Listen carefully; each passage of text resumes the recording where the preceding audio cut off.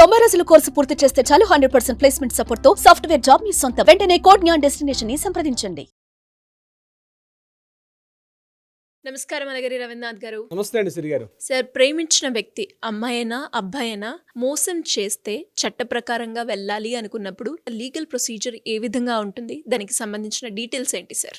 100% definite గా ప్రేమించి పెళ్లి చేసుకుంటానని చెప్పి వాగ్దానం చేసి పెళ్లి చేసుకోకపోయినా, పెళ్లి చేసుకుంటానంటే హామీ ఇస్తూ ఆమెని సహజీవనం చేసిన, ఆమెని ప్రెగ్నెంట్ చేసిన, లేకపోతే ఆమెతో సహచర్యం చేసి తరువాత ఆమెను మోసం చేసిన, దీనికి న్యాయపరంగా రకరకాల చట్టాలు సెక్షన్స్ ఉన్నాయి. వాటి మీద అతను వేసి అతను కానీ ఆమె కావచ్చు, అంటే అబ్బాయి అమ్మాయికైనా అమ్మాయి అబ్బాయికైనా. నాట్ ఓన్లీ ఇక్కడ న్యాయపరంగా ఏంటి అమ్మాయికి అని చెప్పి ప్రత్యేకమైన చట్టాలు, అబ్బాయిలు కాబట్టి ఎక్కువ ఉంటాయని చెప్పి, లేకపోతే అమ్మాయిలకు ఎక్కువ ఉంటాయి అబ్బాయిలు తక్కువ ఉంటా లేదు. ఇందులో ఎక్కడ లింగ భేదం ఎక్కడ లేదు, మనకి ఇక్కడ జెండర్ ప్రాబ్లం ఎక్కడ లేదు దీనికి సంబంధించి. సో చీటింగ్ చేసే విధంగా వస్తుంది కాబట్టి నమ్మక ద్రోహం, అంటే చేస్తాను అని చెప్పి ఆమెని మాయ మాటలు చెప్పి ఆమెను లోబర్చుకొని తన వశం చేసుకొని ఆ రకంగా పెళ్లి చేసుకుంటానని ఒక వాగ్దానం చేస్తూ దాట వేసుకుంటూ వెళ్తూ ఉండి మెల్లమెల్లగా ఆమెని రకరకాల వస్తువులు, అంటే చాలా మంది ముఖ్యంగా యువకులు నేను చెప్తున్నాను, కాస్త ఇన్ఫాచ్యుయేషన్ అట్రాక్షన్ ఉండేటప్పుడు ఏం చేస్తారంటే ఈ అబ్బాయిలు అమ్మాయిల్ని కాస్త లోబర్చుకొని వశపరుచుకొని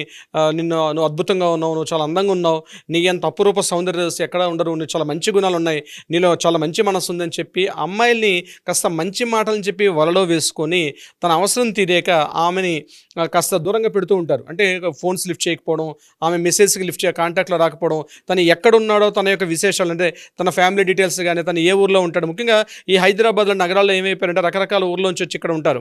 ఉండేటప్పుడు తను లేనిపోయిన అబద్ధాలు చెప్తూ ఆమెను ప్రలోభ పెట్టి ఆమెను మోసం చేయడం. అమ్మాయిలు అబ్బాయిలు కూడా ఇదే విషయం నాటో నేను ఒక అబ్బాయిలు చెప్పట్లేదు, అమ్మాయిలు కూడా ఇలాంటి విషయాలు చేస్తూ ఉంటారు. ఆ అబ్బాయి కాస్త ఫైనాన్షియల్గా స్ట్రాంగ్గా ఉన్నాడు, సో ఆ అబ్బాయిని మెల్లగా ట్రాప్ చేసి ఆ అబ్బాయిని వశపరుచుకొని మెల్లమెల్లగా తన ఊబిలో దించుకొని మనం కలిసి మ్యారేజ్ చేసుకుందాం అని చెప్పి రకరకాలుగా ప్రలోభాలు పెట్టి ఆ అబ్బాయి దగ్గర నుంచి మెల్లమెల్లగా అమౌంట్స్ అన్ని మెల్లగా వసూలు చేసి వన్ ఫైన్ డే ఆ అబ్బాయికి ముఖం చాటేసి నువ్వు గట్టిగా మాట్లాడితే నీ మీద కేసు పెడతాను, నన్ను చీటింగ్ చేసావని, నన్ను మోసం చేసావని, లేకపోతే నన్ను రేప్ చేసావని, నన్ను రకాలుగా ఇది ఇబ్బంది పెట్టాలని చెప్పి నేనే పోలీస్ స్టేషన్కి వెళ్తానని చెప్పి అమ్మాయిల అబ్బాయిల మీద తిరగబడేటువంటి సంఘటనలు కూడా చాలా కోకోలుగా మనకు రెగ్యులర్ కనిపిస్తూ ఉంటాయి. ఈ మధ్యకాలంలో అవి ఎక్కువ అయిపోయాయి. ఈ మధ్యకాలంలో చాలా ఎక్కువ అయిపోయాయి. అంటే మహిళలకు మాకు చాలా పరంగా చట్ట ప్రకారంగా మాకు ఉన్నాయని చెప్తూ ఆ అబ్బాయిల్ని ఇంక మీరు బయట పెడితే మిమ్మల్ని తీసుకెళ్లి జైల్లో వేస్తానని చెప్పి సెలబ్రిటీల దగ్గర నుంచి కామన్ మెన్ వరకు చాలా రకాలుగా ఈ కేసులు మనం చూస్తున్నాం. సో ఇక్కడ లీగల్ సెక్షన్ 415, 416, 417 ఇంకా ప్రమాదకరంగా ఉంటుందంటే నమ్మక ద్రోహం. అదేవిధంగా 420 కేసు చీటింగ్ కేసు కిందకు వస్తుంది.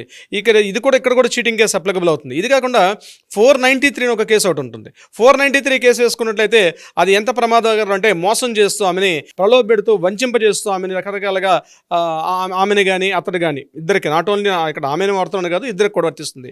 493 ఒకటి, అలాగే 506 వీటన్నిటికన్నా మించిన 375 అంటే 376 ఈ రెండు సెక్షన్స్ ఆమెను పెళ్లి చేసుకుంటానని చెప్తూ ప్రలోభ పెట్టి సహచర్యంగా ఆమెను దగ్గరగా ఉంటూ ఆమెని రేప్ చేసే కిందకు వస్తుంది. 375, 376 అంది ఆమెని లోబర్చుకొని చేసినటువంటి సంఘటనలు. అంటే ఇదేంటండి లోబర్చుకోవడం అంటే ఇక్కడ స్త్రీల కింద లేదు, ఇద్దరు కూడా వర్తిస్తుంది దీనికి సంబంధించి. అంటే ఇటీవల కాలంలో దగ్గర అవడం, ఒక సాన్నిధ్యాన్ని పెంచుకోవడం, ఆ సాన్నిధ్యం పేరుతోటి అమ్మాయిలు అబ్బాయిలు దగ్గర అవడం, అబ్బాయిలు మెల్లగా ట్రాప్ చేసుకుంటూ అబ్బాయిలకి వెళ్ళి మళ్ళీ గట్టిగా మాట్లాడితే నీ వీడియోస్ ఉన్నాయి, నీ ఇమేజెస్ ఉన్నాయి, నీ ఫొటోస్ ఉన్నాయి కాబట్టి బయట పెడతానని బెదిరింపు చేసి ఆ అమ్మాయి కొన్నాళ్ళకి వేరే దోటకి వెళ్ళిపోతే ఆర్థికంగా ఎంతో కుమిలిపోయి సూసైడ్ చేసుకున్న సంఘటనలు కూడా అనేక చూస్తూ ఉన్నాం మనం.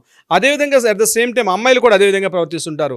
ఈ ప్రేమ అనే పేరుతోటి కాలేజీల్లో, ముఖ్యంగా ఇంజనీరింగ్ కాలేజీలో, మెడికల్ కాలేజీలో ప్రేమ అనే పేరుతోటి దగ్గరయ్యి ఆ తర్వాత మెల్లమెల్లగా వశం అయిపోయి ఆమెని శారీరకంగా కూడా ఇద్దరు బాగా దగ్గరైన తర్వాత వన్ ఫైన్ డే ఈమె దగ్గర ఇంకేమీ లేదు, ఇంకా ఈమె దగ్గర నుంచి నేను ఇంకా ఆర్థికంగా ఎటువంటి బెనిఫిట్స్ లేవనుకునేటప్పుడు ఆమెను దూరంగా పెట్టే సంఘటనలు కూడా మనం చూస్తుంటాం. కొన్ని సందర్భాల్లో ఆమె దగ్గర నుంచి కొంత మొత్తంలో అమౌంట్ తీసుకుంటారు. నీకు మనం ఎలాగో పెళ్లి చేసుకుంటాం కాబట్టి అగో ఆ స్థలాన్ని కొందాం, ఈ ఫ్లాట్ కొందాం, లేకపోతే కారు కొందాం, ఈ బైక్ కొందాం అని చెప్తూ ఆమెని కాస్త ఇబ్బంది, అంటే ఆమెని కాస్త ఆ యొక్క అంటే మోసగించడం, అంటే చీటింగ్ చేయడం, ఆమెని ప్రలోభ పెట్టడం, ఆమెని మిస్గైడ్ చేయడం, ఆమెని మిస్లీడ్ చేయడం, ఇటువంటివన్నీ చేస్తూ ఆ అమ్మాయి దగ్గర నుంచి కొద్ది మొత్తంలో అమౌంట్లు తీసుకున్న దానికి సంబంధించినటువంటి ఆధారాలు ఉన్నప్పుడు కూడా అవి మనం కోర్టులో కూడా సెక్షన్ 415, 416 ఇప్పుడు నేను చెప్పిన సెక్షన్స్ దురుగా వేయచ్చు.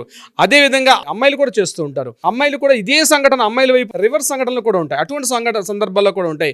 పెళ్లి చేసుకుంటానని చెప్తూ పెళ్లి చేసుకోకుండా హోల్డ్ చేయడం. సహజీవనంలో ఇది పరాకాష్ఠగా ఉంటాయంటే 2 గదుల్లో పెళ్లి చేసేసుకుంటారు. అంటే దండలు మార్చేసుకోవడం, లేదా అక్కడక్కడ చేపేసి మన ఇద్దరం కలిసి పెళ్లి చేసేసుకున్నాం, వన్ ఫైన్ డే పెద్దలకి చెప్దాం కాబట్టి మన పెళ్లి అయిపోయింది, so you are my wife, నా అంతరాత్మ తెలుసు, సూర్యచంద్రుల సాక్షిగా సినిమా డైలాగులు కొడతారు, అగ్ని సాక్షిగా చేసేసుకున్నాం కాబట్టి ఇక మన ఇద్దరం కలిసి ఉన్నాం అని చెప్పి లివ్ ఇన్ రిలేషన్స్లో ఆమెను మెయింటైన్ చేసుకుంటూ బయట తన ఫ్రెండ్ సర్కిల్ అందరూ కూడా, అంటే తన చుట్టుపక్కల ఫ్రెండ్స్ అందరూ కూడా మేమిద్దరం కపుల్స్ మ్యారీడ్ అని చెప్తూ వాళ్ళిద్దరి మధ్య కూడా అఫీషియల్ మ్యారేజ్ అన్నది లేకుండా ఆమెని లోబర్చుకుంటాడు, మ్యారేజ్ చేసుకుంటారు. 2 గదుల మధ్య అంటే 4 గోడల మధ్య పెళ్లి చేసుకుని తమ దగ్గరగా ఉన్న ఫ్రెండ్స్ అందరూ కూడా మేము ఇద్దరం పెళ్లి చేసుకున్నాం, బట్ జాబ్ వచ్చిన తర్వాత కానీ లేకపోతే నేను యూఎస్ఏ వెళ్ళిన తర్వాత కానీ చెప్తూ ఆ అమ్మాయిని లోబర్చుకుంటారు. ఇద్దరు కలిసి ఒకే ఇంట్లో ఉంటారు, లివ్ ఇన్ రిలేషన్షిప్ మెయింటైన్ చేస్తారు, సొసైటీ అందరికీ భార్యాభర్తలుగా చాలామంది అవుతారు. కానీ ఇతడు ఏం చేస్తాడంటే, ఇతడు కావచ్చు ఈమె కావచ్చు, ఏం చేస్తారంటే ఎక్కడ కూడా ఎవిడెన్సెస్ లేకుండా, అంటే నలుగురు పెద్ద మనుషుల దగ్గర కానీ లేకపోతే ఒక రిజిస్ట్రేషన్ ఆఫీస్కి వెళ్ళి మ్యారేజ్ చేసుకునే సందర్భాలు లేకుండా అతడు ఆమెని, ఆమె అతన్ని కూడా ఒకరినొకరు మోసగించుకుంటూ పెళ్లి అనేటువంటి ఒక వ్యామోహం, ఒక ముసుగు వేసుకొని సమాజానికి ప్రపంచానికి పెళ్లి చేసుకున్నాం నమ్మిస్తూ ఆమెను పూర్తిగా లోబర్చుకున్న సంఘటన సెక్షన్ 493 కిందకు వస్తుంది. ఇది చాలా ప్రమాదకరం.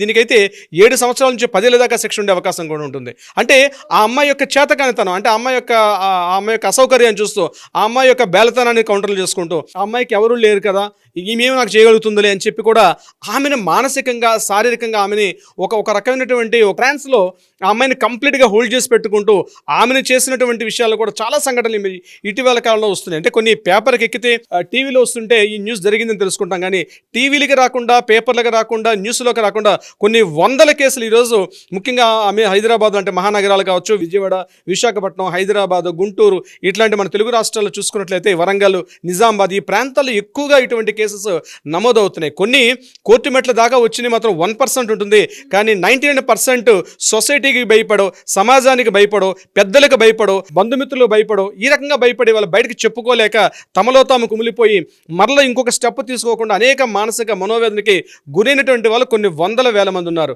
మా దాకా మేము కౌన్సిలింగ్ చేసేటప్పుడు కొంతమంది మాకు వచ్చి మాట్లాడుతుంటారు, సార్ ఇట్లా జరిగింది, సరే వీడియో ముందుకు వచ్చి మాట్లాడతారు, మా కేసు వేద్దామంటే వద్దు సార్, మా పేరెంట్స్ ఒప్పుకోరు, మా బాబాయ్ ఒప్పుకోరు, లేకపోతే మా పేరెంట్స్ తెలిసి ఇబ్బంది, లేకపోతే నా మ్యారేజ్ ఇట్లా ఇబ్బంది అవుతుంది, నా కెరీర్ గ్రోత్కి ఇబ్బంది పడుతుందని చెప్పి చాలామంది అమ్మాయిలు చాలా రకాలుగా దారుణంగా ఇబ్బంది పడిన సంఘటనలు మనం చూస్తున్నాం. అదే కాకుండా అబ్బాయిలు కూడా ఇదే సంఘటన, ఆ ఒక అమ్మాయి మోసం చేసిన తర్వాత బయటికి చెప్పుకుంటే సిగ్గుచేటు, ఒక అమ్మాయి నన్ను మోసం చేసేసింది, ఒక అమ్మాయి చేతుట్లో నేను మోసగించబడ్డానన్నటువంటి ఈ పరిస్థితి బయటికి చెప్పుకోలేక తమలో తాము నామోషిగా ఫీల్ అయ్యి కుమిలిపోయి బయటకు చెప్పుకోలేక కొన్ని వందల వేల మంది అభాగ్యులు ఈరోజు మనకి జంటనగర్, మన హైదరాబాద్, అదేవిధంగా నేను చెప్పినట్టు 2 రాష్ట్రాల్లో కూడా అనేక కేసులు ఉన్నాయి. అయితే మనకు కోర్టు దాకా, న్యాయం దాకా వచ్చే కేసులు కానీ ఈ వేదిక ద్వారా నేను చెప్పేది అంటే ప్రధానంగా వాళ్ళకి చట్టపరంగా వాళ్ళకి పరిష్కారం ఉంది. చట్టపరంగా శిక్షలు కూడా చాలా కఠినంగా ఉంటాయి. అంటే సార్ నేను ప్రూఫ్ చూపించలేను కదా, ప్రూఫ్ చూపించుకోవాల్సిన అవసరం అయితే ఉంటుంది, ఖచ్చితంగా కొన్ని అయితే చూపించాల్సి వస్తుంది. నేను అందుకే చెప్తున్నాను, మీరు ప్రేమ అన్నటువంటి ఒక స్టెప్లోకి మీరు వెళ్తున్నారంటే డెఫినెట్గా మీ నీడే మిమ్మల్ని క్వశ్చన్ చేసే పరిస్థితి వస్తుంది. మీ జాగ్రత్తలు మీరు తీసుకోవాల్సిన అవసరం ఉంటుంది. బ్లైండ్గా ఏదో గుడ్డిగా అంటా చూస్తారంటే గుడ్డెది చేనులో దూకినట్టుగా అతడి యొక్క అందమైన రూపాన్ని చూసో, లేకపోతే అతని జీతాన్ని చూసో, లేకపోతే ఫ్యామిలీ బ్యాక్గ్రౌండ్ చూసి మీరు మోసగించుకోవద్దు, మోసంలో పడవద్దు. అంటే మోసగించబడుతున్నాం అంటే ప్రధాన కారణం మనలో ఆ నమ్మక ద్రోహం జరిగిందంటే మనం పూర్తిగా నమ్ముతున్నాం కాబట్టి అవతల వ్యక్తి మోసం చేస్తాడు. ఆ తర్వాత లబోదిబం అని చెప్పి మాలాంటి అడ్వకేట్ దగ్గరకో లేదా పోలీస్ స్టేషన్ చుట్టూ వెళ్ళడం కన్నా బిఫోర్ మిమ్మల్ని మీరు కంట్రోల్ చేసుకోండి, ఒక అగ్రిమెంట్లోకి దిగండి. నేను అదే కూడా అంటాను, ప్రేమకి అగ్రిమెంట్ అవసరం అసలు డెఫినెట్గా అవసరం. ఎందుకంటే ఎవరు ముఖం మీద రాసి ఉండదు ఎవరు కరెక్ట్ ఎవరు రాంగ్ అని చెప్పి. మన నీడను కూడా మనం నమ్ముకోలేని స్థితిలో ఉన్నాం ఈరోజు సొసైటీలో. మన నీడే మనల్ని అదొక పెనుభూతంలో మనల్ని ఇబ్బంది పెట్టే పరిస్థితి వస్తుంది. కాబట్టి ఇటువంటి సంఘటనలో చట్టపరంగా అనేక సెక్షన్స్ ఉన్నాయి, అమ్మాయిలకు కావచ్చు అబ్బాయిలకు కావచ్చు, చట్ట ప్రకారంగా అనేక సెక్షన్స్ అయితే ఉన్నాయి. కానీ ఆ సెక్షన్లో ఆ చట్టంలో ఉన్నటువంటి ఆ న్యాయం సామాన్యుడు కూడా అందాలంటే ముందు మనకి అలర్ట్గా ఉండాలి. Prevention is the better than cure అన్నట్టుగా ముందు మనం జాగ్రత్తగా ఉండాల్సిన అవసరం ఉంది. అయినప్పటికీ కూడా కొంతమంది ఇలాంటి ర్యాపులో పడినట్టయితే ముందుగా మిమ్మల్ని మీరు స్థిమితపరచుకోండి. మీరు జాగ్రత్త పడి మాలాంటి వారు అడ్వకేట్స్ ఉంటారు, దగ్గర వాళ్ళని కౌన్సిలింగ్ సెంటర్స్ ఉంటాయి, మీరు ఆశ్రయించుకోగలిగితే ప్రేమించి మోసగించబడ్డావను, పెళ్లి చేసుకుంటానని మోసం చేశాడను, లేకపోతే కొద్ది రోజులు 1 year 2 years 3 years ట్రావెల్ చేసిన తర్వాత అసలు నీ దిక్కున్న చోటు చెప్పుకో, నీ ఇష్టం ఏం చేసుకో, నువ్వు నన్ను ఏమీ చేయలేవని చెప్పి ఆమెను టార్చర్ చేసిన, నువ్వు ఈ విషయాలు బయటకు చెప్తే నిన్ను చంపేస్తానో లేకపోతే నిన్ను బెదిరింపు కాల్ చేస్తే ఇమ్మీడియట్ గా ఆ కాల్ రికార్డ్స్ ని ఇమ్మీడియట్ గా మీరు రికార్డ్ చేయండి. లేకపోతే అట్లీస్ట్ ఒక ఎవిడెన్స్ గ్యాదర్ ఉంచుకొని ఇమ్మీడియట్ గా చాలా మంది ఆ విషయంలో ఉండి అందమైన జీవితం అండి, అద్భుతమైన జీవితం ఉన్న వాళ్ళు కూడా తమ కెరీర్ అక్కడే ముగించేసుకొని 4 గోడల మధ్యలో వాళ్ళ జీవితాన్ని అక్కడ సమాప్తి చేసుకోకుండా డెఫినెట్ గా ముందుకు వస్తే మాత్రం తప్పనిసరిగా న్యాయపరంగా వాళ్ళకైతే ఒక పరిష్కారం ఉంటుంది సిరి గారు. డెఫినెట్ గా సార్, చాలా మంది కూడా ఈ మధ్య కాలంలో అంటే అమ్మాయే కావచ్చు అబ్బాయే కావచ్చు ప్రేమించిన వ్యక్తి అంటే మోసం చేస్తాడా అని ఎవరు ప్రేమించరు, కానీ ప్రేమలో పడిపోయి అలాంటి సిచ్యువేషన్స్ ఎదుర్కొనే వాళ్ళు చాలా మంది ఉన్నారు. దాంట్లో కొంతమంది డిప్రెషన్ యాంగ్జైటీకి వెళ్ళిన వాళ్ళు కొందరైతే, ఇంకొందరు చాలా వైలెంట్ బిహేవియర్ అయిన వాళ్ళని కూడా మనం చూస్తున్నాం ఇప్పుడున్న ప్రజెంట్ సమాజంలో. అలా కాకుండా ఎవరైనా కూడా ఇలా నేను మోసపోయాను, అమ్మాయి అయినా లేదు అంటే అబ్బాయి అయినా నన్ను ప్రేమించాడు ఇప్పుడు పెళ్లి చేసుకోమంటే నేను చేసుకోను అని చెప్తున్న వాళ్ళు ఎవరైనా కూడా లీగల్ పరంగా నేను వెళ్ళాలి అనుకున్నప్పుడు వాళ్ళకి మీ గైడెన్స్ కావాలి అంటే ఏ రకంగా వాళ్ళకు అందే అవకాశం ఉందంటారు సార్? తప్పనిసరిగా సరే, కింద స్క్రోల్ అవుతున్న నెంబర్ ని ఇమ్మీడియట్ గా వాళ్ళ చేతిలో ఉన్న ఫోన్ తీసుకొని ఇమ్మీడియట్ గా మీ చేతిలో ఉన్న ఫోన్ తీసుకొని తక్షణమే అట్లీస్ట్ వాట్సాప్ కాల్ కానీ లేకపోతే డైరెక్ట్ కాల్ కానీ చేయగలిగితే మన లీగల్ టీం ఎప్పుడు కూడా అందుబాటులో ఉంటారు. ఇమ్మీడియట్ గా కాంటాక్ట్ చేయండి, వారికి కావాల్సిన సలహా సంప్రదింపులు అందజేసే ప్రయత్నం చేస్తారు. అది కాకుండా న్యాయపరంగా ఏదైనా పరిష్కారం కావాలంటే కూడా తక్షణమే అందజేసే ప్రయత్నంలో ఉంటారు మన లీగల్ టీం ఎప్పుడు కూడా. సిరి గారు, thank you sir, thank you so much. Thank you so much అండి సిరి గారు.